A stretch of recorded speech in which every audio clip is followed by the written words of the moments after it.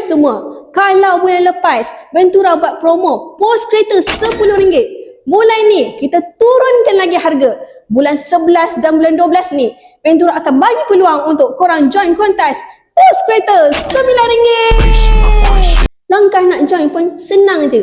Sama macam kontes kita buat sebelum ni. Yang pertama, post dulu kereta korang ke Sabah Sarawak dengan Ventura.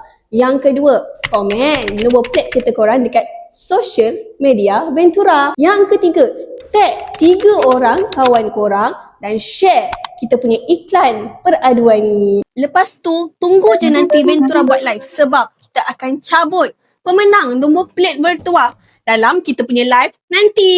Mana tahu kali ni korang pula yang akan jadi pemenang bertuah untuk post kereta RM9 tu. Jadi, tunggu apa lagi? Jom post kereta dengan Ventura. Apa-apa? Roger je Ventura!